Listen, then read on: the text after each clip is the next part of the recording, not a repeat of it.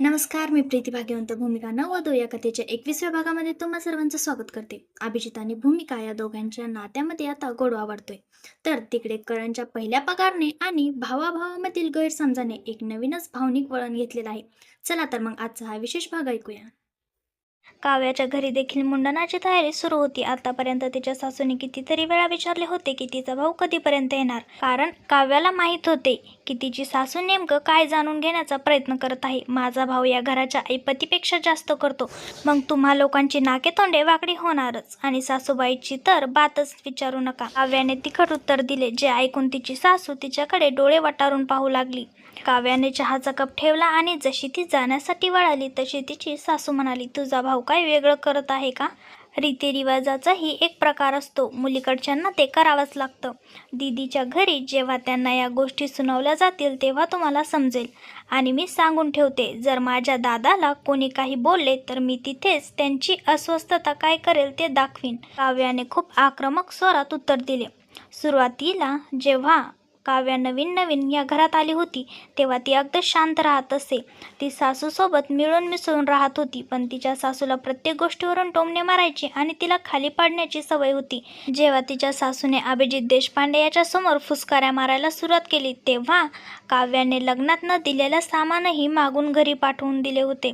बस तेव्हापासून काव्याच्या मनातील शांतता पूर्णपणे संपली होती. एका वाक्याला 2 उत्तरे देण्याची सवय तिने लावून घेतली होती. काव्या आपल्या भावाची आणि माहेरच्या घरच्याची परिस्थिती चांगलीच जाणत होती. त्यामुळे जर कोणी तिच्या भावाला खाली पाडण्याचा प्रयत्न केला किंवा त्याच्याबद्दल काही वाईट बोलेल तर तिला ते अजिबात सहन होत नव्हते. आता देखील तिने आधी स्पष्ट ताकीद दिली होती. तिचे माहेरचे सर्वजण येणार होते म्हणून ती खूप खुश होती. पण आज जेव्हा सुमती देशपांडे यांनी सांगितले की करण येणार नाही तेव्हा तिला वाईट वाटले. भाऊ मोठा श्रीमंत शेठ आहे जणू. राणीसाहेबाची हुकूम पहा. तिची सासू तिच्या बोलण्यावर चिडून बोलली. त्यावर काव्या म्हणाली, जेव्हा समोरच्या व्यक्तीकडे मागायची वेळ येते तेव्हा देणाराच मोठा शेठ वाटतो. आई, बहिणीवर खर्च करूनही माझ्या भावाने कधीही लग्नाच्या वेळी तोंडाने कसलाही हिशोब मागितला नाही. त्याची तुलना कोणाशीही होऊ शकत नाही. आणि जेव्हा भावाचा विषय येतो तेव्हा कोणतीही बहीण कशी काय गुपचूप बसू शकते? त्यात माझा भाऊ म्हणजे माझ्यासाठी बापासारखा आहे. काव्याने अगदी संतापल्याने हे बोलून सुनावले. काव्याचा नवरा जो नुकताच तिथे आला होता तो आई आणि बायकोच्या या वादात अडकून पडण्यापेक्षा तिथून शांतपणे कार्यालयासाठी निघून गेला. वेळ फुकट जाण्याशिवाय यात काही साध्य होणार नव्हते. काव्याची सासूही नाक मोडून गप्प बसली. अभिजित देशपांडे याच्या मनात करणचेच विचार सुरू होते. करण कधी आणि किती पैसे खर्च करतो याचा अभिजित कधीही हिशोब ठेवत नसत, कारण त्याला माहीत होते की करण कधीही चुकीच्या ठिकाणी पैसे खर्च करत नाही. जेव्हा करणने सुट्टीमुळे पैसे कापले जाण्याचे कारण सांगितले, तिथे जाण्यास नकार दिला, तेव्हा अभिजित यांना जाणवले की या काही दिवसात त्याच्या या लहान आणि बेजबाबदार भावाला खूप काही शिकवले आहे. मध्यमवर्गीय आणि निम्न मध्यमवर्गीय कुटुंबातील मुले आवडीपेक्षा जास्त गरज आणि नाईलाजामुळे नोकरी करतात. ही मुले स्वतःच्या गरजेपेक्षा आपल्या कुटुंबाची परिस्थिती सुधारण्यासाठी धडपड करत असतात.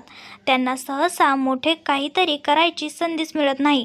लोक म्हणतात की जर स्वप्ने पाहिली असती तर ती पूर्ण करण्यासाठी पळा, आणि माणसाने पळावेही, पण नक्की किती काळ? काही नाईलाज माणसाकडून मोठा त्याग मागून घेतात. स्वप्नाचा त्याग. बोलणारे सहज बोलून जातात की ज्यांना शिकायचे असते ते कसेही करून शिकतात, पण पैशाची गरज ही अशी एक गरज असते जिथे ही मुले काही न बोलता आपल्या स्वप्नांचा बळी देतात. परिस्थितीशी लढा देऊन ते नक्कीच पुढे जाऊ शकतात यात शंका नाही, पण जेव्हा 2 मार्गापैकी एक अतिशय महत्त्वाचा मार्ग निवडायची वेळ येते तेव्हा स्वप्नापेक्षा गरज, नाईलाज आणि जबाबदारीलाच प्राधान्य द्यावे लागते. या सर्व गोष्टी अभिजित खूप चांगल्या प्रकारे जाणत होते आणि आता त्याचा भाऊ देखील हे समजायला लागला होता. तोच भाऊ ज्याला अभिजित फक्त आयुष्यात पुढे जाताना पाहू इच्छित होते. स्वतःला जे त्रास सहन करावे लागले ते त्याला सहन करावा लागावा नाही, तरीही त्यांनी हाच कठीण मार्ग निवडला होता. दादा, ते दुकानात आपल्याच विचारामध्ये मग्न असताना एक आवाजाने त्याला जागेवर केले. तो करणचा आवाज होता. करणला दुचाकीवर पाहताच अभिजित देशपांडे यांना समजले की तो नुकताच कार्यालयातून येत आहे. काय झालं? बोल. आणि इथे का आलास? अभिजित देशपांडे यांनी विचारले. मी चाललो होतो. माझे जुने बूट तुटले आहेत आणि दुसरे आधीच खराब झाले होते. उद्या कार्यालयात जायचे आहे आणि पगारही 2 दिवसानंतर येणार आहे. मला एक नवीन बूट घ्यायचा होता. मी नंतर पैसे परत देईन ना.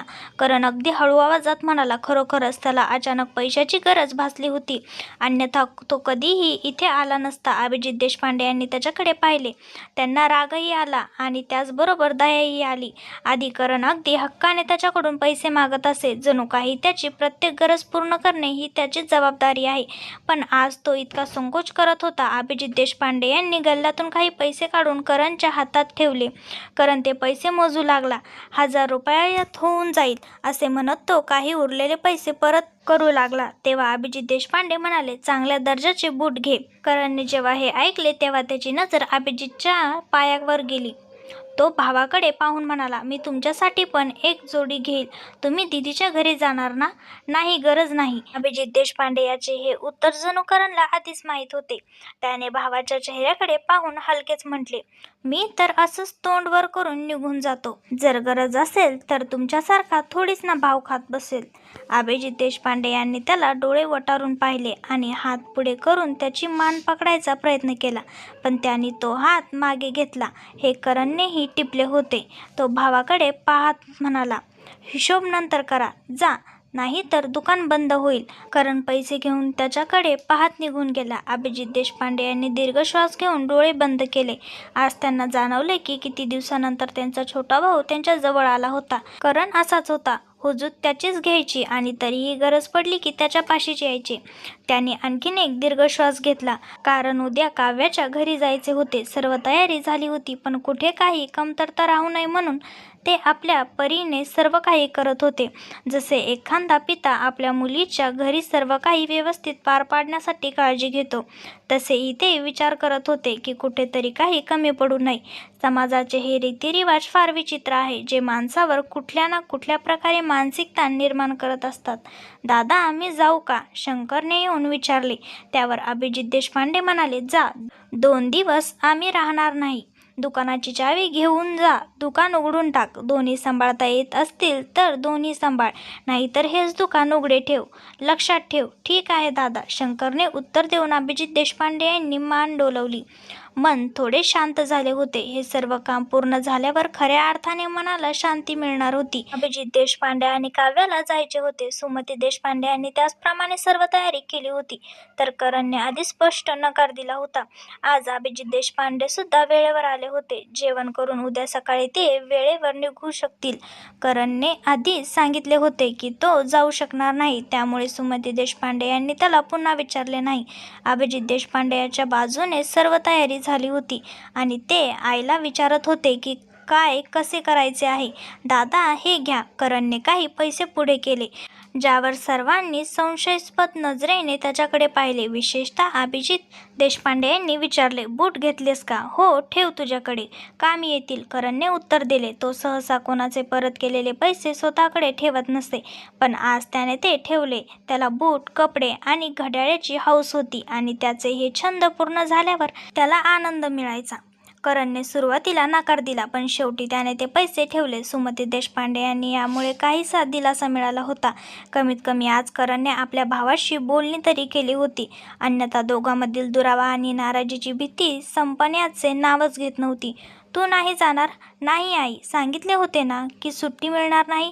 करणने उत्तर दिले. आपल्या परीने त्याने प्रयत्न केला होता, पण सुट्टी मिळणार नव्हती, कारण पुढे त्याला अभ्यासही करायचा होता आणि परीक्षाही द्यायच्या होत्या. आज त्याला समजले होते की त्याचा भाऊ अर्धा किंवा 1 दिवसाची सुट्टी घेण्यासाठी सुद्धा टाळाटाळ करत असे. असे नव्हते की त्याला काही समजत नव्हते. निम्न मध्यमवर्गीय कुटुंबातील मुले घराची गरिबी आणि परिस्थिती पाहून मोठे होतात. त्यांच्या घरात इतकी मोकळीक नसते की बाहेरील ताणतणाव त्यांच्यापर्यंत पोहोचणार नाही. त्यात करणने तर अतिशय हालाकीच्या परिस्थितीत आयुष्य काढले होते. काही अंशी तो अभिजित देशपांडे यांच्या कठोर स्वभावाने त्रस्त झाला होता. त्याला त्याची ती वागणूक आवडत नव्हती. जर तो त्याचा मार आणि धाक सहन करू शकत होता, तर अभिजित देशपांडे यांनीही त्याला थोडे समजून घ्यायला हवे होते ना. अभिजित, तू नीट लक्षात ठेव बेटा, सर्व काही व्यवस्थित पार पडले पाहिजे.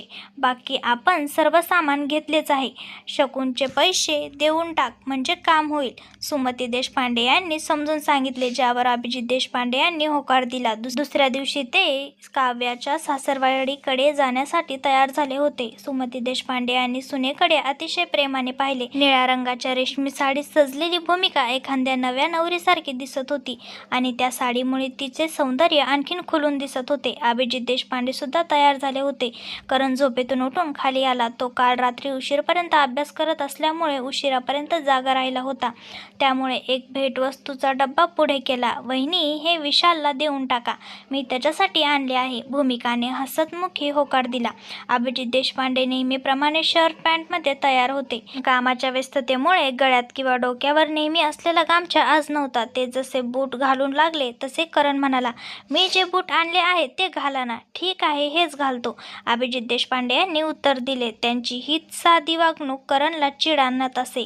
करणने बूट आणून ठेवले होते, पण अभिजित देशपांडे यांनी ते घातले नाही. जरी दोघांचा बुटाचा आकार एकच होता. करण तोंड वाकडे करून उभा राहिला आणि अभिजित देशपांडे घराबाहेर पडताच आईकडे पाहून म्हणाला, तुमच्या या मोठ्या मुलाची आरेरावी तुम्हाला दिसत नाही का? तुम्हाला फक्त माझीच चूक दिसते नेहमी. सुमती देशपांडे यांनी बारीक डोळे करून त्याच्याकडे पाहिले आणि म्हणाल्या, 4 गोष्टी लावशील आणि एकाची मोजणी करशील. आलाय मोठा त्याच्याशी बरोबरी करायला. अरे वेड्या, त्याने तुझा 2 महिन्याचा पगार एका झटक्यात तुझ्या बहिणीच्या मागे लावला आहे. जेव्हा त्याच्यासारख्या मोठ्या मनाचा होशील तेव्हा बोलशील. जे स्वतःचा विचार बाजूला सारून आधीच जगायचा विचार करतो. एवढे बोलून तिथून निघून गेल्या. करणने आपले ओठ दाबले. मागील काही दिवसापासून जे काही सुरू होते त्यामुळे तो स्वतःही खूप त्रस्त झाला होता. त्याला स्वतःच्या भावाचे मन दुखवून आनंद मिळत होता का? सर्वांना फक्त मीच वाईट दिसतो, त्याने तोंड फिरून पुटपुटले. अभिजित देशपांडे यांच्यासोबत भूमिका काव्याच्या सासरघरी पोहोचली होती, पण तिथे 2 दिवस मुक्काम करायचा होता. जर सुमती देशपांडे असत्या तर गोष्ट वेगळी असती. ती तिथे स्वतःला नीट समजावून घेऊ शकली की नाही याच विचाराने भूमिका मनातल्या मनात दास्तवली होती. जास्त नाही, फक्त काही तासांची गोष्ट आहे, अभिजित देशपांडे यांनी हळूच तिच्या हातावर हात ठेवून म्हटले. तेव्हा भूमिका त्याच्याकडे पाहू लागली. ती स्वतःला हसण्यापासून रोखू शकली नाही. मनात अचानक करणचे बोलणे आठवले, तुम्हालाही कसलीच चैन नाही. जेव्हा तो बूट घेऊन आला होता तेव्हा घ्यायला हवे होते. अरे, त्याच्याच कामी येतील. कार्यालयात जावा लागते, 2-3 जोड्या पायात असावेच लागतात.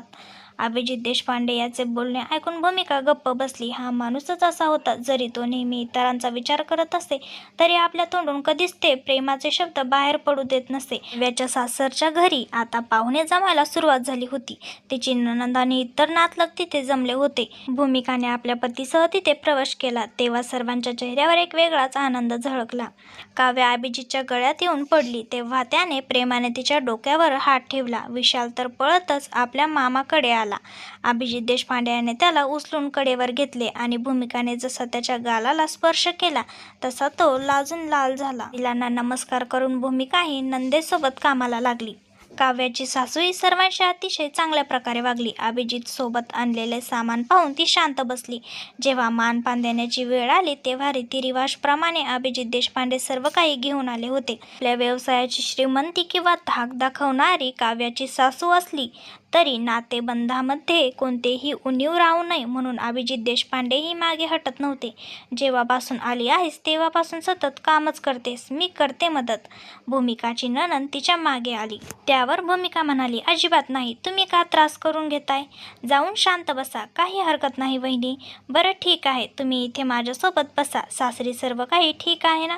भूमिकाने तिच्या घराविषयी विचार केला, ज्यावर तिचे नंदेने सर्व सविस्तर सांगितले. सुमती देशपांडे यांनी करणबद्दल आधीच सर्व सांगितले होते आणि भूमिका याच गोष्टीने त्रस्त होती. पण भूमिकाच्या बोलण्याने आणि तिच्या गोड स्वभावाने तिच्या नंदेचे मन हलके झाले. तुम्ही खूप चांगले आहात वहिनी, म्हणूनच घरात सर्व काही ठीक चालले आहे. करण समजूतदार आहे. त्याला माहीत आहे की दादाने किती मेहनत घेतली आहे, पण कधी कधी त्याला काही होते. देव जाणे, रागिनी अशी होती जी घरात 2 भावामध्ये नेहमी वाद घालून द्यायची. करणने ते सर्व काही सहन करत होता, पण आता न जाणे त्याला काय झाले आहे. तिला काळजी वाटत होती. त्यावर भूमिका म्हणाली, तुम्ही अजिबात काळजी करू नका. 2 भावामधील विषय आहे, ते स्वतः बघून घेतील. आम्ही सासूबाईंनाही समजून सांगतो. काव्याच्या सासरवाडीत सर्व रीतिरिवाज अतिशय उत्साहात पार पडले. भूमिका जितक्या प्रेमाने आणि आपुलकीने सर्वांशी वागत होती त्यामुळे तिचे कौतुक होऊ लागले होते. रागिनी आजवर कधीच तिथे आली नव्हती, पण आज प्रत्येकाच्या तोंडून एकच कौतुकाचे शब्द होते की अभिजितला खूप चांगली पत्नी मिळाली आहे. हे ऐकून अभिजित देशपांडे यांना एक वेगळाच आनंद मिळायचा. परंतु जेव्हा त्यांची नजर भूमिकावर पडली, जिथे तिथे सर्वांसोबत सहजतेने जुळून घेत होते, तेव्हा त्यानंतर फार छान वाटले. जेव्हा विशाल जन्माला येणार होता तेव्हा त्याच्या येण्याआधीच रागिनी सतत चिडचिड करत असे. येथील सर्व कार्यक्रम सुरळीत पार पडल्यानंतर कुठे जाऊन अभिजित देशपांडे यांच्या मनाला शांतता झाली होती. त्यांना कायम हीच काळजी वाटत होती की कुठे काही कमी पडायला नको, पण त्यांना आपल्या बाजूने कोणतीही कसर सोडली नव्हती. कुठूनही कोणतीही तक्रार आली नव्हती. मोठ्या भावाचे कर्तव्य असे पार पाडावे हे त्यांना उत्तम प्रकारे ठाऊक होते. विशालचे जेव्हापासून मुंडन झाले होते तेव्हापासून तो सतत रडत होता आणि भूमिका त्याला सांभाळत होती. मामा खाऊ. विशाल धावत अभिजित देशपांडे यांच्याकडे आला. त्यांनी हसतमुख्याने त्याला उचलून कडेवर घेतले आणि बाहेर निघून गेला. आज ते दोघेही तिथून परत निघणार होते. काव्याची सासू भूमिकाकडून सुमती देशपांडे यांच्या प्रकृतीची विचारपूस करत होती. भूमिका ज्या पद्धतीने त्यांच्याशी बोलत होती त्यामुळे ती आपल्या सुनेवर खूप खुश झालेली होती. इतक्यात काव्या चहा घेऊन आली तिथे. तिने येण्यापूर्वी सासूला सर्व समजावून सांगितले होते. चला, निदान सुनेला इतकी तरी समज आहे. आपल्या सुनेसाठी तिचे वर्तन पाहून सासूला मोठा दिलासा मिळाला होता. अभिजित देशपांडे आपल्या भाच्याला घेऊन आले. विशाल खूप खुश होता. त्याच्या हातात चॉकलेट्स पाहून काव्या म्हणाली, दादा, तुम्ही याची सवय बिघडवत आहात. मम्मा खाऊ, विशालने आनंदात सांगितले. त्यावर सर्वजण हसू लागले. तेव्हा त्याची आजी म्हणाली, मम्मा कधीतरी येते ना भेटायला. आला की जाऊ दे बेटा, पोरांचे मनही रमते. वेळ कुठे असतो आई. अभिजित देशपांडे यांनी उत्तर देत विशालच्या गालावर मुका घेतला. भूमिका हसतमुखे त्यांना पाहत होती. इथे आल्यावर 2 दिवसानंतर तिने अभिजित देशपांडे याचे हे रूप पाहिले होते. अन्यथा ते घरात कधी असे दिसताच कुठे. आणि कामाची त्यांना अशी सवय लागली होती की इथेही ते आपल्या बहिणीच्या नवऱ्यासोबत कामात हातभार लावत असत. काव्याला त्याच्या आत्याच्या किंवा सासूच्या घरी भाऊ बहिणीचे येणे खूप आवडले होते. सासूनेही तिला योग्य मानपान दिला होता, कारण काव्याने आधीच ठरवले होते की जर कोणी काही वाईट बोलले तर ती गप्प बसणार नाही, योग्य उत्तर देईल. संध्याकाळी आता निघायची तयारी झाली होती. विशाल भूमिकाच्या जवळ यायला लाजायचा, पण तिच्या जवळच रेंगाळायचा देखील. तो लाजरा बुजरा मुलगा आपल्या मामीच्या जाण्याने हळहळला आणि उदास झाला. मामू, मलाही तुमच्यासोबत यायचे आहे, मलाही न्यायचे. त्याच्या निघण्याच्या वेळी तो हट्ट करू लागला. भूमिकाने त्याला प्रेमाने जवळ घेऊन कुशीत घेतले आणि खूप लाड केला. विशालची कशीबशी समूस काढून आणि तो शांत झाल्यावर अभिजित देशपांडे आणि भूमिका निघण्यासाठी बाहेर पडले. काव्या आपल्या भावाच्या गळ्यात मिठी मारून म्हणाली, दादा, राखी पौर्णिमेला येणार ना नक्की? हो, अभिजित देशपांडे यांनी हसतमुखे उत्तर दिले. तेव्हा त्याच्या डोळ्यात एक चमक आली. काव्या आता त्याच्या गळ्यात पडली. बहिणीला सासरी खुशी आणि समाधानी पाहून त्याच्या मनाला मोठा भार उतरल्यासारखं वाटले. ते दोघेही रिक्षात बसले होते. भूमिकाने ओढणी व्यवस्थित करत त्याच्या हाताला हळू स्पर्श केला आणि आपले मस्तक त्याच्या खांद्यावर ठेवले. तिने जसा त्याच्या हाताला हात लावला तसा अभिजित देशपांडे तिच्याकडे पाहू लागले. थबकलीस का? थोडीशी, तिने उत्तर देऊन आपले डोळे मिटून घेतले. अभिजित देशपांडे तिच्याकडे पाहत राहिले. तिने ज्या प्रकारे प्रत्येक गोष्टीत साथ दिली होती, अगदी आईसारखी ती प्रत्येक आघाडीवर पुढे होती. या सर्व गोष्टींनी त्याच्या मनात भूमिकाचे एक वेगळे स्थान निर्माण केले होते. असा भाग नव्हता की त्यांना फक्त आपल्याच कुटुंबाची जबाबदारी पार पाडायची होती. रागिनीसोबत त्यांनी कधीही अशा प्रकारे जबरदस्तीने नाते टिकवण्याचा प्रयत्न केला नव्हता, पण कुटुंबाला वारंवार सोडणेही त्याच्या स्वभावात नव्हते. बस आता थोडाच वेळ राहिला आहे, अभिजित देशपांडे यांनी तिच्या बांगड्यांना हलके स्पर्श करत म्हटले. ते एकटक तिच्याकडे बघत राहिले. तिच्या बांगड्याशी खेळत असताना त्याने एक नजर समोर टाकली आणि मग भूमिकाकडे पाहत त्याच्या लक्षात आले की तिच्या साडीचा पदर गळ्यावरून खाली सरकला आहे. अभिजित देशपांडे यांनी हात पुढे करून तिचा पदर नीट केला. या अचानक झालेल्या स्पर्शाने भूमिकाने आपले डोळे उघडले. अभिजित देशपांडे यांनी आपला हात मागे घेतला. ती देखील काहीशी संकोचली. तेव्हा त्यांनी पापण्याची हालचाल करून सर्व काही ठीक असल्याचा इशारा केला आणि तिचे मस्तक पुन्हा आपल्या खांद्यावर स्थिर केले. तिनेही अतिशय हक्काने त्याचा हात आपल्या हातात घेतला आणि डोळे मिटून घेतले. अभिजित देशपांडे यांनी हळूच तिचा हात पुन्हा एकदा आपल्या मुठीत घट्ट धरला. करण आज घरी परतला तेव्हा तो खूप आनंदी दिसत होता. त्याला पाहता सुमती देशपांडे उठल्या आणि त्यांनी त्याला पाणी आणून दिले. तो खाटेवर बसला आणि त्याने आपले पाकीट काढून आईच्या पुढे केले. पगार मिळालाय मला आज. पहिल्या पगाराचा आनंद काही वेगळाच असतो, जो करणच्या चेहऱ्यावर स्पष्टपणे दिसत होता. सुमती देशपांडे हसल्या. बरं झालं, पगार मिळाला. हो, म्हणूनच मी तेव्हा तुम्हाला म्हणत होतो की मला सुट्टी मिळणार नाही. दादा आणि वहिनी आलेत का? त्याने विचारले. त्याची नजर घरात भावाला शोधत होती. त्यावर आई म्हणाली, नाही, आत्ता पोहोचतच असतील. एवढे बोलताच बाहेर रिक्षा थांबण्याचा आवाज आला. रिक्षाचा आवाज ऐकताच करण आणि सुमती देशपांडे दोघेही बाहेर आले. अभिजित देशपांडे सामान उतरवत होते. तोपर्यंत करणने पिशव्या हातात घेतल्या आणि वहिनीकडे बघून डोळे मिचकावले. त्यावर भूमिकाने हलके स्मित हास्य केले. रिक्षावाल्याला पैसे देऊन अभिजित देशपांडेही आत आले. तोवर करणने सर्व सामान आत पोहोचवले होते. अभिजित देशपांडे यांनी आईकडे बघून म्हटले, हे काही सामान काव्याच्या सासूने पाठवले आहे. तुम्ही बघून घ्या, मी जरा येऊन जातो. आता कुठे चाललात? सुमती देशपांडे यांनी विचारले. त्यावर ते पुटपुटले, त्यांचे दुकान शंकर काही खाऊन टाकणार नाही. दुकान बघायला जातोय आई, बंद करून येतो, त्यांनी सांगितले. त्यावर आई म्हणाली, पण शंकर भाऊ तर 9 वाजताच निघून जातात. दुकान केव्हाच बंद केलं असेल. सुमती देशपांडे यांच्या या वाक्याने अभिजित देशपांडे यांचे पाऊल तिथेच थिजले. भूमिकाने पाणी आणून दिले आणि तिच्या आई सासूला मुलीच्या सासरबद्दल सर्व विचारपूस करू लागल्या, ज्याची भूमिका सविस्तर उत्तर देत होती. भूमिकाच्या चेहऱ्यावर उमटलेले वेगवेगळे भाव पाहून सुमती देशपांडे यांच्या ओठावर एक गोड हसू पसरलं. दादा, करणच्या आवाजाने सर्वांचे लक्ष वेधले. करण थेट अभिजित देशपांडे यांच्या समोर उभा राहिला. अभिजित देशपांडे थोडासा अवकून त्याच्याकडे पाहू लागला. करण काहीसा संकोचलेला दिसत होता. अभिजित देशपांडे यांना कळेना की त्याला नेमकं काय हवं आहे. तो जितका विचार करत उभा होता, त्या दिवशी जेव्हा त्याला बूट हवे होते तेव्हाही त्याने किती विचार करून पैसे मागितले होते. बोल, काय झालं? त्यांनी विचारले. त्यांना करणचा अविभार्व समजत नव्हता आणि त्याच क्षणी सर्व संकोच बाजूला सारत करणने खिशातून आपले पाकीट काढले आणि पैसे अभिजित देशपांडे यांच्या पुढे केले. सुमती देशपांडे यांच्या चेहऱ्यावर समाधान पसरले. करणला पहिला पगार मिळाला आहे हे त्याने आधीच सांगितले होते. अभिजित देशपांडे जसे शून्यात नजर लावून त्याच्याकडे पाहत राहिले आणि मग त्यांना सर्व समजले. त्यांनी अगदी रुक्ष स्वरात म्हटले, ठेव तुझ्याकडे. हिशोब पक्का करायचा म्हटला तरी एवढी रक्कम बनत नाही. स्वतःजवळ ठेव, कामी येईल. करणने पूर्वी म्हटले होते की तो घेतलेले सर्व पैसे परत करेल आणि अभिजित देशपांडे यांनी अगदी त्याच सुरात उत्तर दिले होते, ज्यामुळे करणला थोडी लाज वाटली. हे सर्व पहा सुमती देशपांडे म्हणाल्या, तो तुला प्रेमाने देतोय, ठेवून घे, त्याच्याच कामी येईल. मी येतो, मला एक कप चहा पाजा. असे म्हणून अभिजित देशपांडे उठून उभे राहिले. करणला भावाच्या या वागण्याने वाईट वाटले, पण त्याला जाणीव होती की कुठे ना कुठे त्याची चुकी होती. कारण त्याने जे काही बोलले होते त्यानंतर भावाची ही प्रतिक्रिया चुकीची नव्हती. अभिजित देशपांडे जाऊ लागताच करण म्हणाला, मी तुमच्यासाठी बूट आणले होते, तुम्ही ते घेतले नाही. शर्ट आणलाय, तोही ठेवला नाही आणि आता हे पैसे घेतही नाही आहात. करणचे हे बोलणे ऐकून अभिजित देशपांडे यांचे पावले थांबले आणि त्यांनी दीर्घ श्वास घेतला. अभिजित देशपांडे यांनी त्याला काही रागावण्याच्या किंवा मारण्याच्या उद्देशाने बोलले नव्हते. त्यांना फक्त वाईट वाटले होते आणि करणच्या पहिल्या कमाईवर आपला हक्क सांगण्यासाठी त्यांनी असे काही केले नव्हते. वडिलांकडून सर्व अपेक्षा संपल्यापासून करणच्या अति लहान मुलाने इतर कोणाकडूनही कोणतीही अपेक्षा ठेवणे सोडले होते आणि आता तो एक जबाबदार माणूस बनला होता. असा माणूस जो आपल्या जबाबदाऱ्या कोणत्याही अपेक्षाशिवाय पार पाडतो. या जगात कोणीही कोणासाठी विनाकारण काही करत नाही.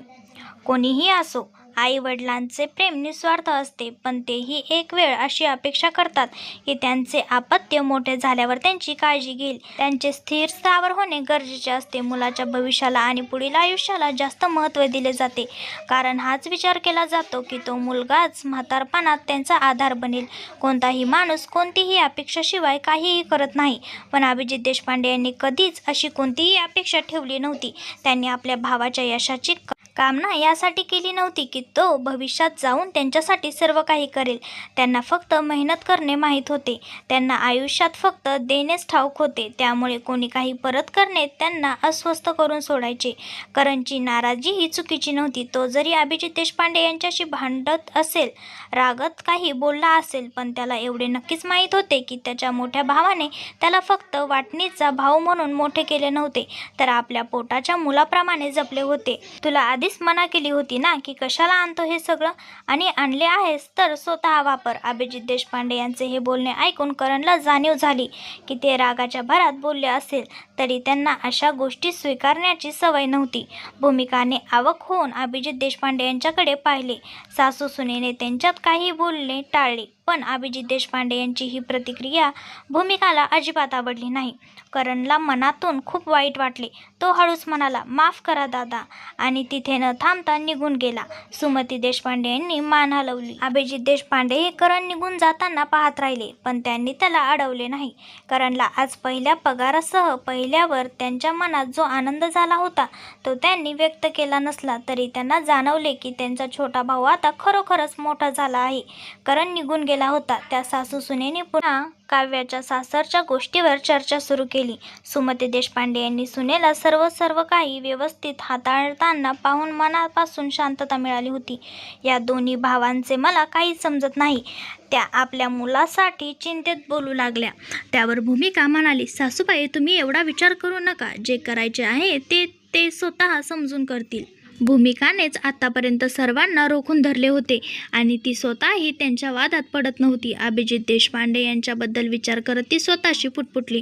यांची ही सवय मोठी अजीब आहे. अगदी आपल्या जुन्या काळातील वडिलांसारखे आहेत. अभिजित देशपांडे आपल्या खोलीत होते. जेव्हा भूमिका तिथे गेली तेव्हा त्याच्या नजरेतील नजर तिच्या लक्षात आली, पण अभिजित देशपांडे आपल्या विचारामध्ये इतके मग्न होते की त्यांना तिची जाणीवही झाली नाही. भूमिका काही सेकंद त्याच्याकडे पाहत राहिली आणि मग जवळ जाऊन म्हणाली, ओ देशपांडे साहेब, कसल्या विचारात डुबलेले आहात? तिने मोठ्या आवाजात विचारले. तिचा आवाज ऐकून अभिजित देशपांडे आपल्या विचारातून बाहेर आले. असं काही नाही, तुम्ही कधी आलात? त्यांना अत्यंत सौम्य स्वरात विचारले. भूमिकाने नाराजीच्या नजरेत त्याच्याकडे पाहत त्याच्या शेजारी बसत म्हटले, तुम्हाला जराही चैन नाही का? करण इतक्या मनाने तुम्हाला पैसे देत होता. पहिल्या पगाराचा आनंद वेगळाच असतो, पण तुम्ही त्यांची ती खुशी माती मोल करून टाकली. मी काय केले? अरे त्याने मला पैसे देण्याचे कारणच काय आहे? मेहनत त्याने केली आहे तर आधी स्वतःच्या गरजा पूर्ण करायचा अधिकार त्याचाच आहे. मेहनत त्याची होती, कोणा दुसऱ्याची नाही. अभिजित देशपांडे यांचे हे उत्तर ऐकून भूमिका जागी स्तंभ झाली. काही क्षण त्याच्याकडे पाहिल्यानंतर ती म्हणाली, आणि तुम्ही जे करता ती मेहनत कोणासाठी असते? अरे तर आमची गोष्ट वेगळी आहे. अभिजित देशपांडे यांचे हे उत्तर ऐकून ती पुन्हा एकदम शांत झाली. तो माणूस खरोखरच कधी कोणाच्या अक्कलशक्तीच्या पलीकडे असे. तो स्वतः दिवस रात्र एवढे कष्ट करत असे, पण जर दुसऱ्या त्याच्यासाठी काही केले तर तो इतका अस्वस्थ का होत असे? तिने त्याच्या डोळ्यात डोळे घालून विचारले. बरं, मग तुमची गोष्ट नेमकी काय वेगळी आहे? हे ऐकून त्यांनी उत्तर दिले, ते आमचे कर्तव्य आहे. आणि भूमिका तसेच त्याच्याकडे पाहत राहिली. त्याच्या अशा प्रकारच्या गोष्टी तिला फार विचित्र वाटत असत. विचित्र यासाठी कारण ते प्रत्येक गोष्टी करणे ही केवळ आपली जबाबदारी मानत असत, तर स्वतःसाठी कोणी काही केले तर ते असे बावरून जात असत जणू काही फार मोठा अपराध घडला आहे. का? तुमचे कर्तव्य काय आहे हे सर्व? तिने प्रतिप्रश्न केला. तिला या विषयावर त्याच्याशी सविस्तर बोलून सर्व स्पष्ट करायचे होते. आतापर्यंत त्याच्यासोबत राहून त्यांना इतके तितके समजून घेतले होते. त्यावर तिने एवढेच जाणले होते की तो माणूस फक्त आणि फक्त इतरांचा विचार करतो, पण स्वतःच्या सुखाचा किंवा स्वतःचा विचार करणे त्याला का जमू नये? काम आहे आमचे, सगळेच करतात. अभिजित देशपांडे यांच्याकडून जणू आता उत्तर देण्यासारखे काही उरले नव्हते. त्याचे हे बोलणे ऐकून भूमिका काही क्षण गप्प बसली. एक सामान्य घरातील पुरुषाची जशी विचारसरणी असते अगदी तशीच त्याची विचारसरणी होती. काम, जबाबदारी, बस, या पलीकडे त्यांना दुसरी कोणतीही भाषा समजत नव्हती. काळजी असायला प्रेमाची आणि आपलेपणाची पावती देणे त्यांना जमत नव्हते. काम आहे पण का? भूमिकाने पुन्हा तोच प्रश्न विचारला. आता त्याच्या या प्रश्नाचे ते काय उत्तर देणार, काय सांगणार, जेव्हा त्यांना स्वतःच काही समजत नव्हते? त्यांनी आपले तेच मुख्य काम मानले होते. आईला चांगले आयुष्य देण्याचा प्रयत्न असो, भाऊ बहिणीचे शिक्षण असो, बहिणीचे लग्न असो, कर्जाचे डोंगर संपवणे असो, वडिलांनी विकलेली जमीन पुन्हा परत मिळवणे असो किंवा घर चालवणे असो, या सर्व गोष्टी त्यांना फक्त आणि फक्त कर्तव्य वाटत असत. अभिजित देशपांडे यांनी आवाक होऊन तिच्याकडे पाहत विचारले, आज तुम्हाला नक्की काय झाले आहे? मला काही झाले नाही, मी फक्त तुमच्याकडून योग्य ते उत्तर मागते, ती म्हणाली, ज्यावर ते काही बोलू शकले नाही. कारण खरोखरच त्याच्याकडे कोणतेही उत्तर नव्हते. तिने त्याच्या डोळ्यात पाहत म्हटले, कधी विचार केला आहे का तुम्ही स्वतःबद्दल काही? कधीही? तिचा हा प्रश्न त्यांना पूर्णपणे निशब्द करून गेला होता. स्वतःबद्दल काही विचार केला आहे का? असा काही विचार त्याने कधी केला होता का? मग ते हलकेच हसले.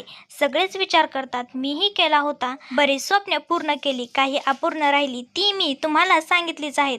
ती तुम्ही तुमच्यासाठी नव्हती केली. पैसे कमवण्याशिवाय तुम्हाला जगाच्या इतर कशात रस नसतो. एक अर्थाने तेही ठीक आहे, पण तेही तुम्ही स्वतःसाठी नाही तर इतरांचा विचार करून केले आहे. तुम्ही म्हणतात ना की हे तुमचे काम आहे, पण हे तुमचे काम नाही. ही तुमची कोणतीही जबाबदारी नाही. कारण आपले वडील नाही. अभिजित देशपांडे यांनी तिचे बोलणे मध्येच थांबत म्हटले. ते आहेत असतानाही या गोष्टी जबाबदारी म्हणून कराव्या लागायच्या. जर असाच विचार करत बसलो तर आयुष्य अधिक कठीण होत जाईल. भाऊ बहीण आई वडिलांची मुले आहेत म्हणून त्यांची जबाबदारी घेणे असे नाही होत. आणि मी स्वतःसाठी काहीच विचार केला नाही असेही नाही. कुटुंबाचा आनंद, त्यांच्या गरजा पूर्ण करणे म्हणजे स्वतःसाठी जगणे असते. भूमिका, तुम्ही हे समजून घेणार नाही. अभिजित देशपांडे यांनी गंभीर्याने तिचे बोलणे मध्येच थांबवले. भूमिकाला वाटले की कदाचित तिचे बोलणे त्यांना आवडले नाही म्हणून ते नाराज झाले. तिला असा कोणताही दावा करायचा नव्हता की त्यांनी आपले कुटुंबासाठी काहीच करू नये. कदाचित तिच्या म्हणण्याचा अर्थ त्यांना चुकीचा लागला असावा म्हणूनच ते रागवले होते. कधी कदाचित आम्ही नाही समजणार, पण तुम्ही यावेळी माझ्या बोलण्याचा चुकीचा अर्थ काढत आहात अभिजितजी, ती म्हणाली. अभिजित देशपांडे मंद स्मित केले. त्यांनी तिचा हात आपल्या हातात घेतला आणि तिला स्वतःच्या जवळ ओढले. भूमिकाला वाटले की ते तिच्यावर रागावले आहेत, पण त्याचे हे प्रेमळ वर्तन पाहून तिला जाणीव झाली की ती कदाचित चुकीचा विचार करत होती. तिने त्यांना मिठी मारली आणि आपले मस्तक त्याच्या खांद्यावर ठेवून स्वतःला पूर्णपणे मोकळे सोडले. अभिजित देशपांडे यांच्या आयुष्यात अशी कोणतीही व्यक्ती नव्हती जिच्या समोर ते अशा प्रकारे मनमोकळेपणे बोलू शकतील. रागिणीकडून त्यांना खूप अपेक्षा होत्या. ते तिच्या जवळ जाण्याचा प्रयत्नही करत होते, पण तिने कधीही त्यांना समजून घेण्याचा प्रयत्न कुठे केला. भूमिका अशी होती जिच्याशी ते अगदी सहजपणे आपल्या मनातील प्रत्येक गोष्ट बोलून मोकळे होत असत. भूमिका बराच वेळ त्यांच्या या मौनाचा अनुभव घेत राहिली, त्या शांततेला समजून घेत राहिली जी आता त्यांची संवाद साधन होती. तिने त्याच्या पोटावर ठेवलेल्या आपल्या हातावर हात ठेवत हलकेच म्हटले, जेव्हा मन जड होईल तेव्हा सर्व काही ईश्वरावर सोडून दिले पाहिजे. अभिजित देशपांडे यांनी न बोलताच होकार दिला. त्याचा हात कुरवळत ती म्हणाली, आम्ही नाही समजू शकणार तुम्हाला. हे तुम्ही म्हणतात ते पूर्णपणे चुकीचे आहेत, पण आम्हीही आमच्या बाबांना पाहिले आहे. आम्ही मानतो की त्यांच्या असण्यामुळे आम्हाला कधीही एवढा मोठा भार जाणवला नाही. एका पुरुषाला नेहमी वाटते की कुटुंबाच्या गरजा पूर्ण करणे आणि जबाबदारी पार पाडणे हे त्यांचे कर्तव्य आहे. पुरुष या गोष्टीसाठी स्वतःला अधिक सक्षम समजतात आणि वरून तसे दाखवतात सुद्धा. पण आम्हाला तुमची हीच गोष्ट नाही आवडत की तुम्ही सर्व गोष्टी स्वतःवर ओढून घेतात. आम्ही मानतो की घरात लोक आहेत, प्रत्येकाच्या गरजा पूर्ण करायला हव्यात, पण जेव्हा तुम्ही इतरांसाठी करू शकता तेव्हा कोणी तुमच्यासाठी काही केले तर त्यात वागवे काय आहे? तुम्हाला कोणाकडून काही घेणे आवडत नाही, कारण तुमची सवयच अशी बनली आहे की तुम्ही आयुष्यभर फक्त देत आला आहात. पण करणने किती प्रेमाने तो बूट आणला होता, त्याचा पहिला पगार होता. तुम्ही मनातल्या मनात विचार केला की तो स्वतःसाठी वापरेल, पण जर तुम्ही एकदा तो बूट घातला असता तर त्याला किती आनंद झाला असता आणि नंतर गरज पडली तर तुम्ही परत त्याच्याकडून मागितले असते. अभिजित देशपांडे अगदी शांतपणे तिचे बोलणे ऐकत होते आणि आता त्यांना तिच्याकडे पाहिले. ती ज्या प्रकारे त्यांना समजावत होती ते पाहून त्यांनी आपल्या पापण्या उचवल्या आणि गालांवर हलके स्मित हास्य करत तिच्या गालाला आपल्या ओठांनी हलकासा स्पर्श करून म्हटले, तुम्ही काही जास्तच विचार करतात. लहान आहे तो, तुमचा आदर करतो आणि खूप प्रेमही करतो, पण कधी रागात किंवा संतापात काहीही बोलून जातो. तिने करणच्या बाजूने त्यांना समजवण्याचा प्रयत्न केला. अभिजित देशपांडे यांनी हसतमुखे होकार दिला. त्यांना तिचा हा समजवण्याचा अंदाज खूप आवडायचा. भावाचे बोलणे आणि आज घडलेले प्रत्येक घटना त्याच्या डोक्यात पुन्हा एकदा फिरू लागली. करणने आज आपला पहिला पगार त्याच्या हातात ठेवला होता, जो या गोष्टीचा साक्ष देत होता की तो त्यांना आई वडिलांच्या स्थानी मानतो. ऐकताय ना तुम्ही? त्यांना विचारात घडलेलं बघून भूमिकाने विचारलं. त्यावर त्याने उत्तर दिले, तुमचे ऐकणार नाही असे कधी होऊ शकत नाही. ती तोंड वाकडे करून त्याच्याकडे पाहू लागली. ती थोडी रागात म्हणाली, जेवढा आव आणतात तेवढे तुम्ही आमचं ऐकत नाही. हा सगळा फक्त नाटकपणा आहे. मी काय नाही ऐकले? अभिजित देशपांडे यांनी प्रेमाने विचारले. ती अद्यापही रागावलेल्या नजरेने त्याच्याकडे पाहत होती. तिचे ते रूप पाहून ते म्हणाले, जेवढे तुम्ही ऐकवत नाही तेवढेही आम्ही नाटक करून दाखवतो. रागवून इतकी गोड दिसत होती की अभिजित देशपांडे यांची नजर तिच्यावर हटतच नव्हती. ते एकटक तिच्याकडे पाहू लागले. ती अजूनही रागात त्याच्याकडे बघत होती. बरं बाबा, आतापासून फक्त तुमचेच ऐकणार, ते एखाद्या अज्ञाधारा मुलासारखे म्हणाले. डोळे बारीक करून ती ज्या प्रकारे त्याच्याकडे पाहत होती त्याच्या या बोलण्यावर तिच्या ओठावर आपोसच एक हास्य फुलले. ती हसत त्याचे दोन्ही गाल ओढत म्हणाली, तुम्ही काही इतके गोड नाही आहात, त्यामुळे तसे बनायचा प्रयत्न करू नका. अभिजित देशपांडे थोडेसे लाजून मान खाली घालून बसले. तिच्या या दिलखुलासा स्वभावावर ती मोकळ्यापणाने हसली, पण त्यांनी तिला मिठीत घेण्यासाठी जसा हात पुढे केला तसा तो क्षणभर थबकला. कधी कधी त्याचा हा संकोच तिला समजत नसे, पण थोडा विचार केल्यानंतर तिला त्याचे कारणही लगेच समजून जायचे. तिने जितके जाणून घेतले होते, जितके त्यांना ठाऊक होते, या सगळ्यांचे उत्तर फक्त आणि फक्त रागिनी होती. ती एकटक त्याच्याकडे पाहत राहिली आणि मग तिने स्वतः त्याचा हात आपल्या कंबरेवर ठेवला. अभिजित देशपांडे याची नजर तिच्यावर स्थिरावली. दोघेही काही न बोलता एकमेकाच्या डोळ्यात पाहत होते. तिच्या डोळ्यात डोळे घालून काहीतरी शोधण्याचा प्रयत्न करत त्यांनी म्हटले, किती विचार करता तुम्ही? ते पुन्हा एकदा संकोचले. पुरुषांचे हे रूप तिला फार वेगळे आणि सुंदर वाटत होते. तिने सुरुवातीपासून विचार केला होता की तो तिच्यावर आपला हक्क गाजवेल. एक स्त्री आणि पुरुषांतील नाते अतिशय सुंदर असू शकते, पण तेव्हा जेव्हा त्या नात्यातील आपुलकी, समज आणि सहमती असेल, एकमेकाबद्दल निखळ आदर असेल, जो त्यांच्यात होता. भूमिकाच्या दिशेने पाहता अभिजित देशपांडे यांनी हळूच तिला कमरेवरून आपल्या जवळ ओढले. तीही त्यांच्या गळ्यात आपले हात टाकत आणखीन जवळ आली. दोघांच्याही नजरा एकमेकात पूर्णपणे गुंतल्या होत्या. प्रत्येक वेळी विचार करणे गरजेचे नसते, ती एकटक त्याच्याकडे पाहत म्हणाली आणि त्यांच्या अधिक जवळ सरकली. अभिजित देशपांडे यांचे श्वास तिच्या श्वासोच्छ्वासमध्ये विलीन झाले. त्यांनी तिच्या कमरेवरील आपली पकड अधिक घट्ट केली. याची त्यांना स्वतःलाही जाणीव झाली नाही. तिच्या मुखावरून येणाऱ्या श्वासवासाची उष्णता आपल्या चेहऱ्यावर जाणवताच ते अधिक अधीर झाले.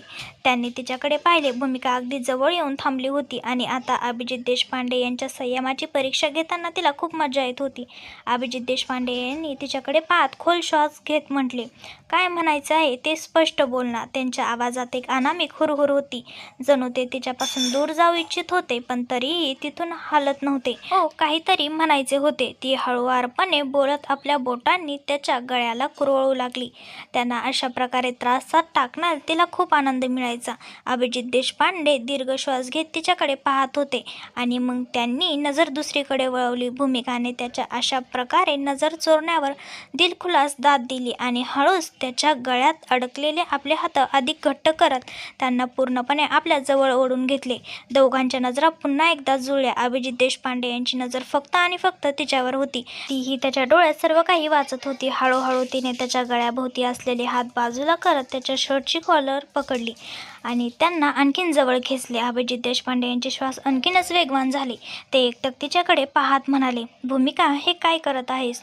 तुम्हीच सांगा ना, काय करत आहे मी? तिने चेष्टा करण्याच्या सुरात म्हटले आणि ते ऐकताच त्यांनी तिच्या कमरेला एकाच झटक्यात आपल्याकडे ओढत तिला स्वतःच्या अगदी छातीशी लावून घेतले.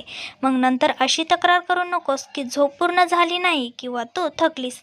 आणि जी भूमिका आतापर्यंत त्याची खिल्ली उडवत होती, तिचे डोळे विस्फारले. ती आपले ओठ दाबून स्वतःला सावरण्याचा प्रयत्न करत होती. तोच अभिजित देशपांडे यांनी थोडी झुकत तिचे श्वास आणखीन वेगवान करून सोडले. भूमिकाचे हृदय अतिशय वेगाने धडकत होते. त्यांच्या स्पर्शाच्या आणि श्वासाच्या उष्णतेने तिने आपले डोळे गच्च मिटून घेतले होते.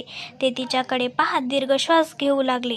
त्यांना कधी कधी हा सर्व प्रकार फार अनामिक वाटायचा, पण जशी भूमिका त्यांना समजून घेत असे, त्यांना प्रत्येक क्षणी सहज वाटून देत असे, त्यामुळे आता त्यांच्यासोबत राहणे त्यांना मनापासून खूप आवडत असे. भूमिकाला आता जाणीव होऊ लागली होती की तिच्यासाठी अभिजितचे असणे, त्याच्या जवळ असणे आणि त्याची तिच्याबद्दलची इच्छा किती महत्त्वाची आहे. अभिजित देशपांडे यांनी अत्यंत प्रेमाने तिच्या कपाळावर हलकेच मुक्का घेतला आणि जसे त्याने आपले ओठ तिच्या कपाळावर टेकवले, तिने डोळे उघडून त्याच्याकडे पाहिले. तिला स्वतःकडे असे बघताना पाहून ते लाजले आणि गोड हसले. तिला अशा प्रकारे लाडात असलेले पाहून अभिजित देशपांडे यांनी थोडे झुकून तिच्या कानाजवळ अगदी हलक्या आवाजात कुजबुजत म्हणले, आता आणखीन करशील का मला त्रास? त्रास नाही पतिदेव, याला प्रेम म्हणतात. तिने त्याच्या गळ्यात हात टाकत उत्तर दिले, ज्यावर अभिजित देशपांडे लाजले आणि ती त्यांच्या अशा लाडक्या स्वभावावर मोठ्याने हसून उठली. तिने हसताच त्याचे दोन्ही गाल ओढले. करणने काल रात्री काही म्हटले नव्हते, पण भावाचे ते कठोर वर्तन त्याला अजिबात आवडले नव्हते. कमीत कमी त्याने आपली आणलेली ती शर्ट तरी ठेवायला हवी होती. त्याने त्याला इतके सुनावले तरीही तो त्याच्याकडून पैसे घेत असे. आणि करण जर आपल्या पहिल्या पगारीतून आवडीने शर्ट घेऊन आला होता तर अभिजितने ती ठेवायला हवी होती. कदाचित भाऊ रागावला असेल, पण अशी नाराजी तर कधीच नसते. ते पूर्वी भांडायचे आणि लगेचच विसरून जायचे. कधी माफी मागायचीही गरज भासायची नव्हती. पण यावेळी करणने स्वतःहून माफी मागितली होती. काल रात्रीपासून त्याला नीट झोपही लागत नव्हती. डोक्यात सारखे तेच विचार घोळत होते. सकाळी आपल्या ठरलेल्या वेळेवर तो उठला आणि कार्यालयात जाण्यासाठी तयार होऊन खाली आला. वहिनी, खूप भूक लागली आहे. करणने खाली येताच आवाज दिला. त्याचा आवाज ऐकताच भूमिका स्वयंपाकघरातून बाहेर आली. आत्ताच आणते खाण्यासाठी. ती पुन्हा आत जाणारच होती. तेवढ्यात अभिजित देशपांडे तिथे येताना दिसले. त्यांना पाहताच भूमिकाच्या ओठावर एक गोड हसू फुलले आणि तिने लगेचच करणकडे पाहिले. करण आपल्या भावाला स्वतःच्या हाताने आणलेले टी शर्ट घातलेलं पाहून थक्क झाला होता, पण आता त्याच्या मनात खरा सुस्वाद आणि शांतता लाभली होती. त्याच्या ओठावर उमटलेले छोटेसे हास्य आणि डोळ्यामधील चमक पाहून भूमिकाचे मन तृप्त झाले.